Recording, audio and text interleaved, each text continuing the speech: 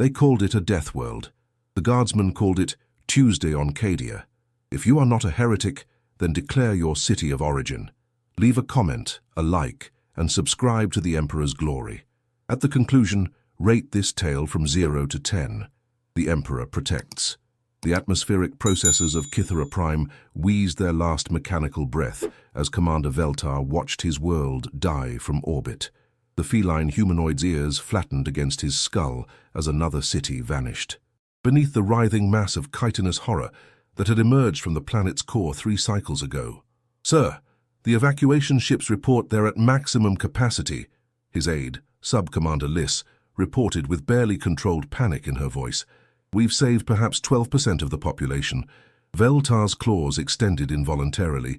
His people, the proud Kytherans, had ruled this sector for 800 years. They were skilled hunters, tacticians, survivors. They had never encountered anything like this. The creatures, if they could even be called that, defied every principle of warfare his people understood. They adapted instantly to every weapon deployed against them. Plasma burned through their ranks, only to see the survivors emerge with heat-resistant carapaces. Kinetic rounds that shredded the first wave bounced harmlessly off the second. Worst of all, they learned. They studied. They evolved. "Sir, incoming transmission from the outer system," the communications officer announced. "Unknown vessel requesting permission to approach." Veltar's whiskers twitched. "Unknown. Our sensor grid shows no ships in system except the evacuation fleet." That's correct, sir. But the transmission is coming from something. It's using Imperial Gothic, whatever that means." The main view screen flickered to life, revealing a sight that made Veltar's blood run cold for entirely different reasons than the planet-devouring swarm below.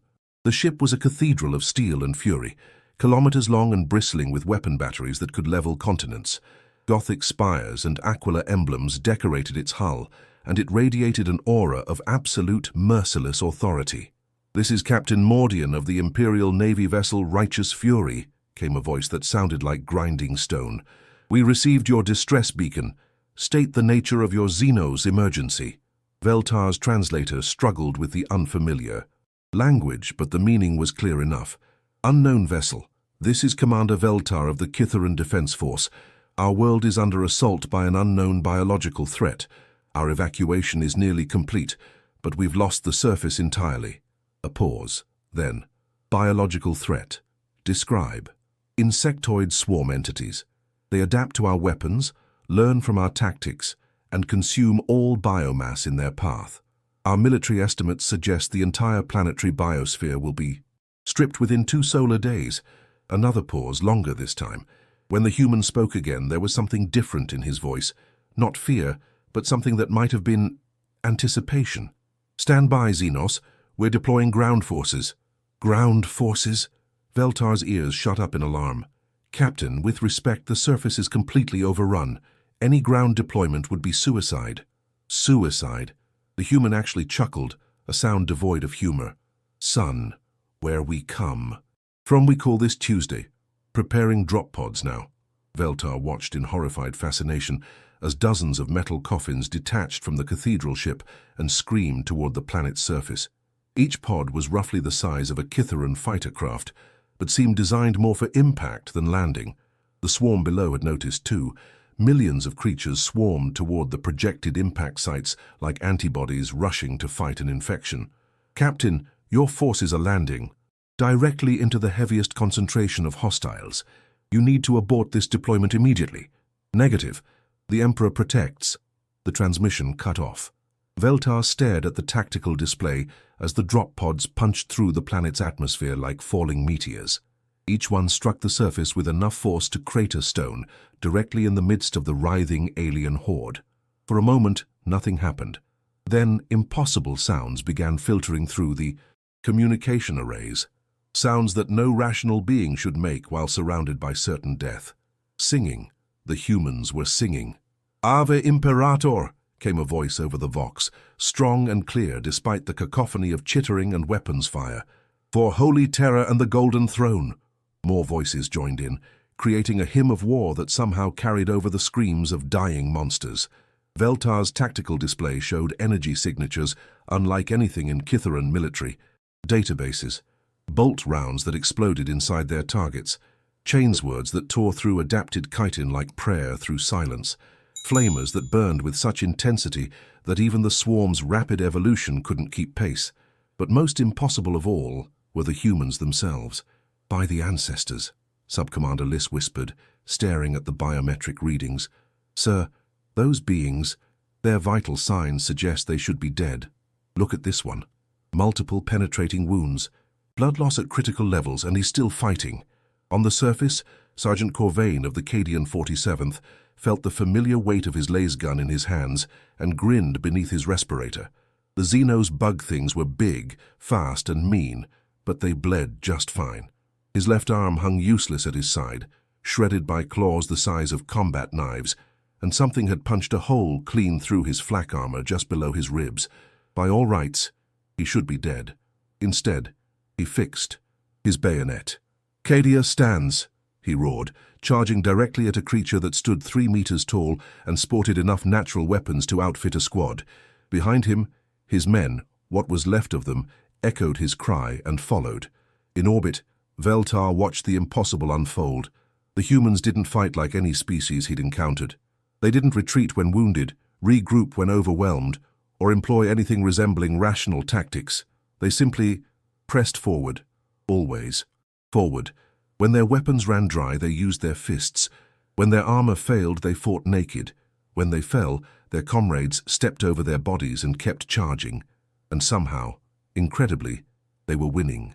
Sir, the sensor operator called out, voice shaking, the swarm's behavioral patterns are changing.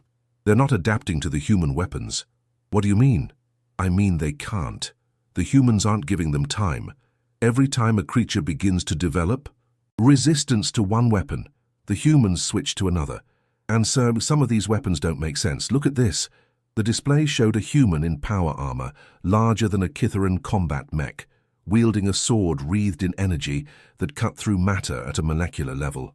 But that wasn't the impossible part. The impossible part was that the weapon was clearly malfunctioning. Its power cells should have been depleted hours ago. Its edge should have been dulled by constant use. Yet it continued to function, as if sustained by something beyond mere technology. Faith, came Captain Mordian's voice over the comm, apparently monitoring their sensor sweeps. The machine spirits respond to faith. Machine spirits? Veltar had never heard the term. You wouldn't understand, Xenos. Your people fight with tools. We fight with prayers. On the planet's surface, Brother Sergeant Cassius of the Imperial Fists felt the familiar burn of righteous fury as his chainsword bit deep into alien flesh. The swarm pressed in from all sides, countless numbers of razor-sharp death seeking to drag him down.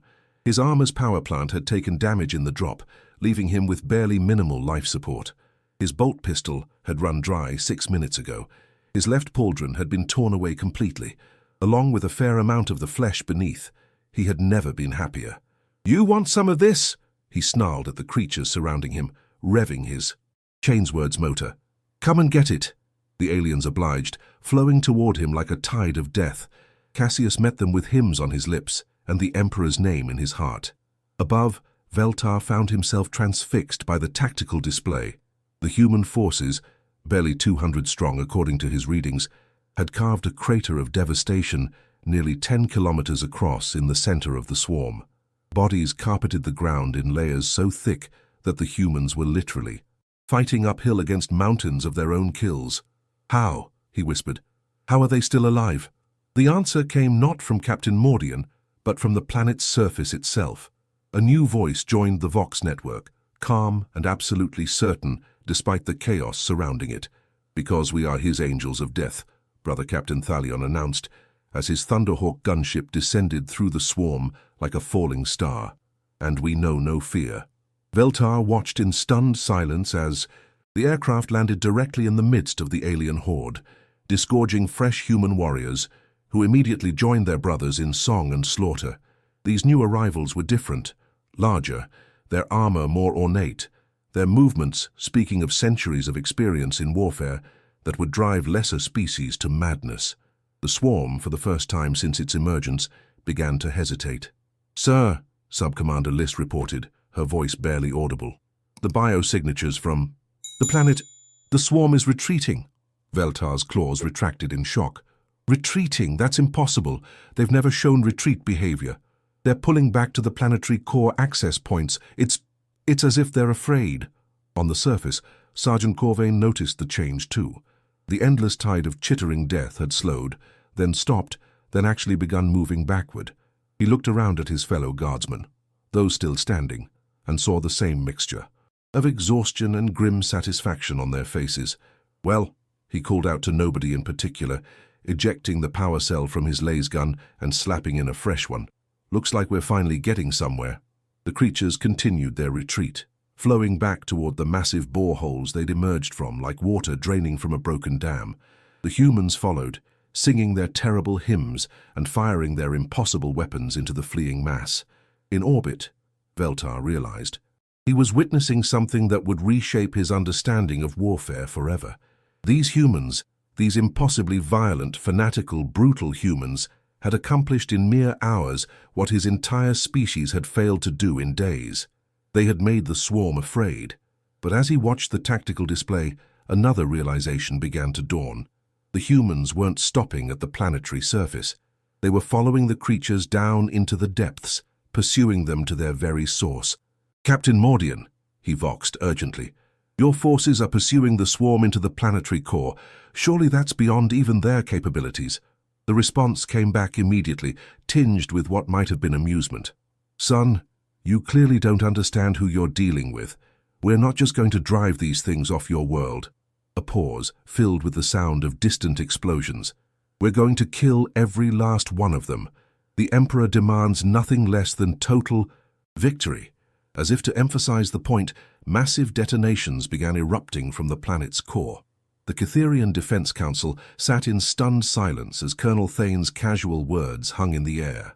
Their homeworld, a paradise of crystal spires and floating gardens, was apparently considered soft by human standards. "Soft," Commander Vilex's feline ears flattened against his skull. "Our gravity is 30% above standard. Our apex predators could probably take down a Grox." "Cub, maybe," Sergeant Martinez interrupted, adjusting his laser gun strap. "Look, no offense to your kitty cats, but on Katashan, we've got plants that eat tanks for breakfast. Your whole planet looks like a vacation resort." The holographic display flickered, showing the approaching Sithrak fleet, a writhing mass of organic ships that resembled massive insects crossed with warships. Biocannons pulsed along their hulls like infected wounds. 12,000 vessels, whispered Dr. Keening, her avian features pale with terror. "They consumed the Altaran system in 6 hours. 17 billion souls became biomass." Thane studied the tactical display with professional interest. "Tyranid variant, looks like. Seen worse. Remember Macraga?" He glanced at his aide. "What was our casualty rate there?" 60% overall, sir. Acceptable losses." Every alien in the room turned to stare at the humans. The concept of 60% casualties being acceptable seemed to break their understanding of warfare entirely. You lost more than half your forces and call that victory?" Captain Rinth's equine features twisted in confusion. "We held the line," Thane replied simply. "The Emperor protects those who serve his will. Death is nothing. Failure is unforgivable." The assembled aliens exchanged glances that ranged from horror to fascination. These humans spoke of mass death with the same casual tone their own people might discuss weather patterns. Admiral Zeph, his chitinous carapace clicking nervously, pulled up additional intelligence data. "Our analysis suggests these Sithrak reproduce exponentially. Each victory feeds their next assault. Conventional tactics are worthless," Thane agreed, "which is why we don't use conventional tactics. Guardsman Basic Training, Lesson 1. When facing impossible odds, fix bayonets and charge. Works every time." "That's insane." "That's why it works. Martinez, what's the regimental motto?" The sergeant grinned, revealing teeth stained black from stim use. "Death before dishonor, sir. Also, the enemy cannot predict your tactics if you have no tactics." Dr. Keening's research data materialized in the hologram. These creatures appear to be hive-minded, communicating through bioelectrical fields. Their adaptation rate is extraordinary. They modify their genetic structure in real time to counter threats. So they learn fast. Good for them. Thane's scarred face showed no concern. Question is, can they learn fast enough to counter human stubborn? Because we've got 40,000 years of experience being too stupid to quit. The first wave of Sithrak bioships entered the outer system, their grotesque forms clearly visible now. Massive organic vessels with pulsing veins and weapon pods that looked like infected organs. Long-range sensors picked up swarms of smaller attack creatures being spawned from their belly wombs. Estimated time to orbital. Engagement, 14 hours, reported the tactical officer, a nervous canine whose tail hadn't stopped shaking since the humans arrived. Colonel Thane activated his Voxcaster. This is Cadian 47th to all Imperial forces. Standard anti-Tyrannid deployment. Remember, we hold until relieved or until the Emperor calls us home. No retreat, no surrender. The response crackled through. Understood, Colonel. The 12th Catachan sends regards. Going to be a fun one. Sister Superior Agatha here. My battle sisters are eager to purge these abominations. We shall sing hymns as they burn. Tech Priest Corvin acknowledging. The machine god shall guide our weapons true. The Omnisire protects. Vilex watched this exchange with growing amazement. 3 different human military branches, coordinating with the casual efficiency of a well-oiled machine. No political posturing, no jurisdictional disputes, just immediate professional cooperation in the face of extinction. How do you coordinate so seamlessly? He asked. Same enemy, same fight, same emperor. Martinez shrugged. Everything else is details. The defense planning session that followed defied every principle of military science the aliens knew. The human strategy seemed to consist of identify the most dangerous position, then deliberately move there while shouting religious phrases. The orbital defense platform should be our primary advantage, Admiral Zeph suggested. If we fall back to... No. Falling back, Thane cut him off. We advance, always advance. The moment you start thinking about retreat, you've already lost. But tactically, tactics are for people who can afford to lose. We can't, so we don't. Dr. Keening's scientific mind reeled. Your approach seems to disregard basic survival instincts. Survival's secondary, victory's primary. The Emperor demands nothing less. As if summoned by their conversation, a new voice cut through the command center's chatter. This is Commissar Hendricks, Cadian 47th Political Division. Colonel, I've completed my review of local defense forces. The aliens tensed. They'd heard whispers about commissars, the political officers who maintain discipline through summary execution. And your assessment, Commissar? Thane asked formally. The Xenos forces show concerning hesitation when discussing casualties. Recommend immediate morale adjustment protocols. Several of the alien commanders shifted uncomfortably. The human with the skull-emblazoned cap and greatcoat studied them with eyes like chips of ice. Unnecessary, Commissar. These are allies, not Imperial Guard units.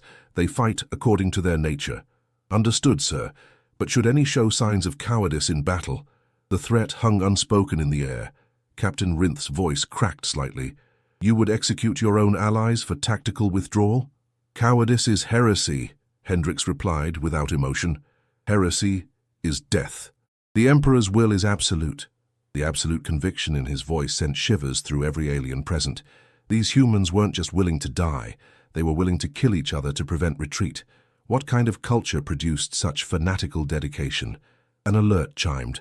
The Sithrak advance scouts had engaged the outer pickets, automated defense drones that the Caitherians had hoped might slow the assault. The tactical display showed the drones being swarmed, overwhelmed by sheer numbers. Bioacid ate through armor plating, while razor-sharp chitin claws tore electronics apart.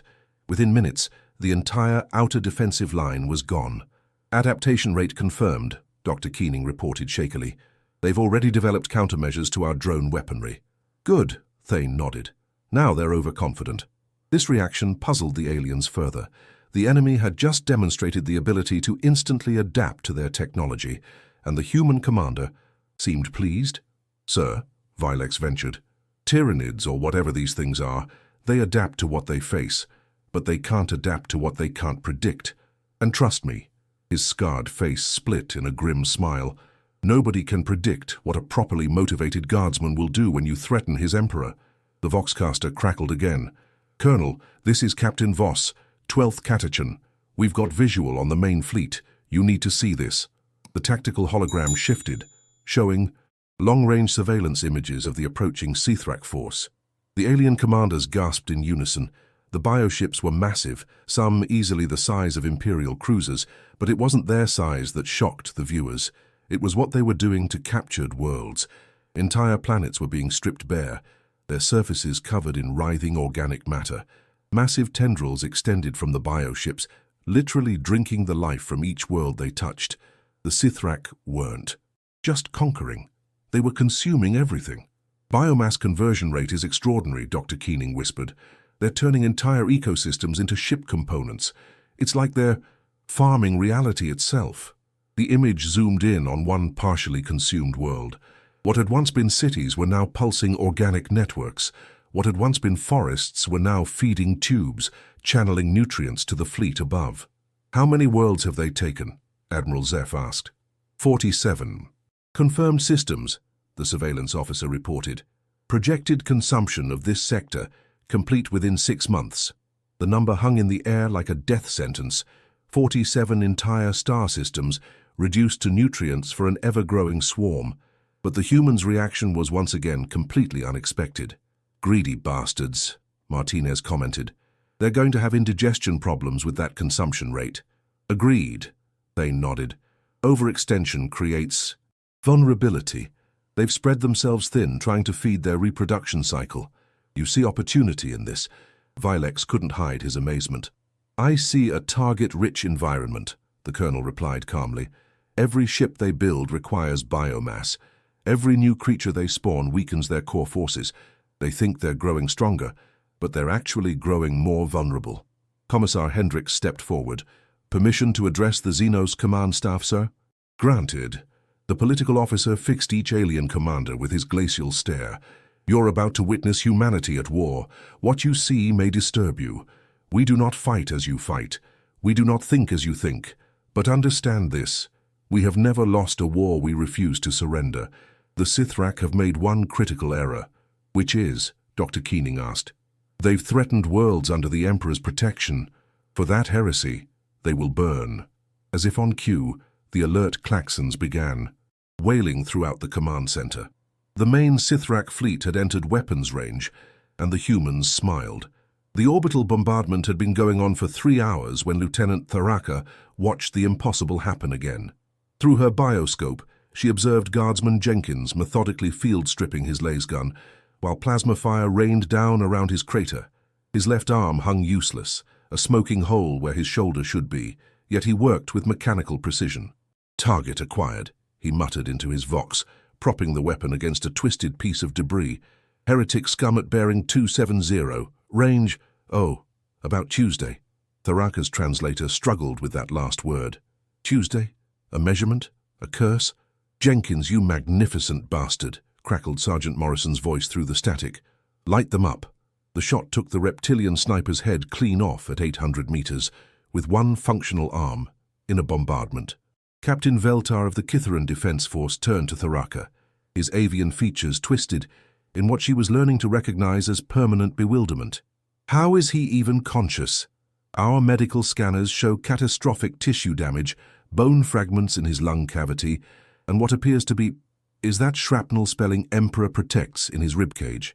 The human term is walking wounded, Commissar Caney said, appearing behind them like a black-coated spectre, though Jenkins prefers getting warmed up. The human's augmetic eye whirred as it tracked movement across the battlefield. The real question, Xenos, is why your warriors retreat when they receive such trivial injuries. Trivial. Tharaka's hearts hammered. She'd seen Kitharan warriors fall unconscious from paper cuts. Jenkins was fighting with wounds that should have killed him twice over. Commissar, Morrison's voice cut through the Vox static. We've got movement in Sector 7. Big movement. Looks like the Scalies are bringing out the heavy armor. Caney raised his magnoculars, studying the distant ridge where massive shapes were emerging from hidden bunkers. Gorgon-class heavy tanks. 30 of them. He lowered the device, expression unchanged. Interesting. Interesting. Captain Veltar's voice climbed an octave. Those vehicles outgun our entire remaining force. Their shields can withstand direct orbital strikes. We need to evacuate immediately. Evacuation is heresy, Caney stated flatly. We hold this position. With what? We have 47 functional guardsmen against 30 super-heavy tanks. Morrison's laugh crackled over the vox. 47? Commissar, my count shows 48. Henderson's back up. Found his other leg. Tharaka watched in sick fascination as a guardsman emerged from a crater, hobbling on a crude prosthetic made from tank track and cable. Henderson grinned at her through a mask of blood and dirt, hefting a meltagun. Right then, who needs killing? This is madness, breathed Captain Veltar. This is Tuesday, corrected Guardsman Thompson, emerging from cover to begin setting up heavy weapon emplacements.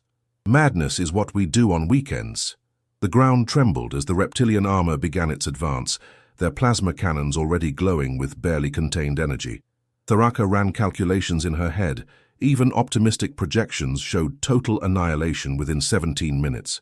Commissar, she started. The Emperor protects, Caney interrupted, checking his bolt pistol, and when he doesn't, we make our own protection. Morrison, deploy the men in standard defensive formation. Standard defensive formation apparently meant spread out just enough so one shell can't kill everyone at once. The guardsmen took positions that would have made Tharaka's military instructors weep. No overlapping fields of fire, no fallback positions, no escape routes. Lads, Morrison bellowed, remember Cadia. The response thundered across the battlefield. Cadia stands. The planet broke before the guard did, added Henderson, though Tharaka noticed several guardsmen wiping their eyes. Captain Veltar leaned close to her. Did their homeworld fall? Completely destroyed, Caney answered, his augmetic ear apparently capable of intercepting Kitharan whispers. Eaten by the forces of chaos. 10 billion souls lost in a single day.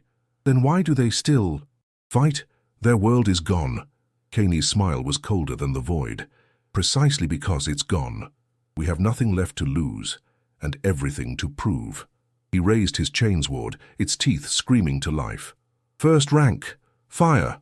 The volley was pathetic by any reasonable standard. 48 Lazrafals against 30 tanks. The beams struck armor plating and dissipated harmlessly. But the guardsmen were already reloading, faces set with grim determination. Second rank, fire! More. Useless light show. The tanks didn't even slow down. Front rank, fire! By now the lead Gorgon was close enough that Tharaka could see the contempt in the reptilian commander's eyes. His tank's main gun swiveled toward their position, plasma coils cycling up to lethal intensity. That's when Jenkins stood up, not emerged from cover. Stood up, in full view of 30 tanks, clutching a satchel charge that looked suspiciously homemade. His ruined arm trailed behind him like a broken wing, but his voice carried clearly across the battlefield. Message from the Emperor, you scaly bastards! He pulled the pin with his teeth. Cadia stands! The explosion wasn't large by tank standards, barely a firecracker against the Gorgon's frontal armor. But Jenkins had aimed for the track assembly, and 40 years of trench warfare had taught him exactly where to place his charge. The lead tank slewed sideways, blocking the advance of 3 others. In the confusion that followed, Henderson fired his meltagun into the jam-up, sending superheated air screaming through armor joints nobody had thought to protect. Charge! Morrison roared, and 47 guardsmen, now 46, Tharaka corrected numbly, rose from their positions and sprinted toward 30 tanks, with bayonets. This is insane, Captain Veltar whispered. They're charging tanks with knives. Bayonets, Caney corrected, jogging past them with bolt pistol in one hand, chainsword in the other. Different philosophy entirely. What followed defied every law of warfare Tharaka had ever studied. Guardsmen swarmed over tank hulls like angry insects, jamming bayonets into vision ports, tossing grenades down gun barrels, and apparently trying to beat heavy armor to death through sheer enthusiasm. It was working. Thompson had somehow gotten inside a tank. The screaming suggested he was having words with the crew. Henderson was methodically welding hatch covers shut with his meltagun, trapping crews inside their own vehicles. Guardsman Peters was beating a tank commander to death with the man's own helmet while reciting what sounded like a dinner prayer. How? Veltar breathed. Righteous fury, Caney replied, casually executing a fleeing reptilian with his bolt pistol. Also, these tanks were designed to fight other vehicles, not infantry stupid enough to get close. The Scalies never imagined anyone would be dumb enough to charge tanks with bayonets. But why didn't they just back up? Run over your men? Caney pointed to where Guardsman Williams was wedging rocks behind tank treads while singing what was definitely not a regulation hymn. Because Guardsmen think ahead. Sometimes. The battle was turning. Impossible but undeniable. Tank after tank fell silent, either destroyed or captured by infantry that had no business surviving the first 5 seconds of contact. But the real surprise came when the Reptilian Reserve. Armor appeared on the eastern ridge. 100 more tanks, these ones flying banners that made Caney actually pause.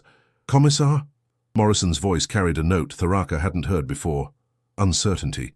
The Scaled Emperor's personal guard, Caney identified. Their elite formations. How elite?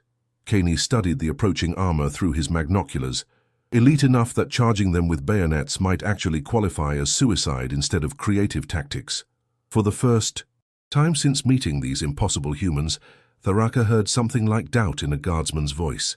"So what do we do?" Caney lowered his magnoculars, face thoughtful. "We adapt. Morrison, gather the men. Time for Plan B." "What's Plan B?" The Commissar's grin was pure madness. "We're going to steal their tanks." The impossible happened. As Talon watched from the command bridge, the human line held. Not retreated, not regrouped. Held. Against 3 million hive-takers. "How?" whispered Commander Stormwing. Her avian features twisted in disbelief. "Mathematical probability suggests—" "Frack your mathematics." Colonel Voss's voice crackled through the Vox. On the screens, they watched him standing atop a bombed-out bunker, chainsword raised, his left arm nothing but shredded meat. "For Cadia! For the Emperor!" The response thundered across the battlefield. "Cadia stands!" But Cadia had fallen millennia ago, Talon realized. These humans carried their dead, world spirit in their hearts, and somehow that made them immortal. The Hive-Taker's assault faltered. For the first time in recorded history, the swarm hesitated. Their bioships hung in orbit like confused predators facing prey that refused to die. "Impossible," hissed Silix through the neural link. "The humans should have broken hours ago. They're down to 30% strength." 30% of infinity is still infinity, Captain Korath observed quietly. The massive bovine commander had been watching the human tactics with something approaching religious awe. They don't fight like they're dying. They fight like they're already dead. On the battlefield, Sergeant Hayes was demonstrating exactly that principle. Half his squad lay in pieces around the breach in the fortress wall, but he'd turned their bodies into cover, their weapons into a firing position, and their deaths into fuel for his rage. "Sister Magdalena," he voxed, "needs some of that holy fire." "Over here!" The Sister of Battle's flamer roared in response, turning a cluster of Hive-Taker bioforms into screaming torches. "The Emperor's light burns eternal," she sang, her power armor cracked and bleeding sacred oils, yet her voice never wavered. Talon found himself holding his breath. His people's legends spoke of warriors who could hold back the void itself, but he dismissed them as mythology. Now he watched humans doing exactly that, not through superior technology or numbers, but through sheer bloody-minded refusal to acknowledge reality. The Hive-Taker Overmind tried a new approach. Bioships descended through the atmosphere, disgorging fresh waves of creatures specifically adapted to counter human tactics. Acid spitters for the flamer teams, tunneling forms to bypass the defensive lines, psychic scramblers to disrupt their communications. The humans adapted faster. "Guardsman Kowalski!" Colonel Voss barked. "Those acid spitters are melting our—" "Cover." "Sir, yes, sir." The young soldier grabbed a melter bomb, armed it, and charged directly at the bioforms. The aliens watching the battle winced in anticipation of another senseless human death. Instead, Kowalski slid under the creature's acid stream, slapped the bomb onto its underbelly, and rolled clear just as the explosion turned the Hive-Taker into paste. He popped up grinning, somehow unharmed except for the acid burns covering half his face. "That's how we do it on—" "Kata-chan," he laughed, already moving to the next target. "Madness," whispered First Claw Felis. "Pure, beautiful madness." The tide began to turn when Tech Priest Terminus arrived with reinforcements. But not reinforcements in any way the aliens expected. Omnissiah's blessing upon this battlefield. the half-machine priest intoned, his mechanical appendages already working on the fallen human weapons. The machine spirits cry out for vengeance. Under his ministrations, damaged, laser guns began firing again. Broken Vox units crackled back to life. Even the fortress's supposedly dead weapon systems groaned back into operation, their massive cannons swiveling toward the Hive-Taker bioships. "How is that possible?" Silex demanded. "Their technology was completely destroyed." "Faith," Commissar Blake said simply, executing a fleeing guardsman with casual efficiency before returning his attention to the enemy.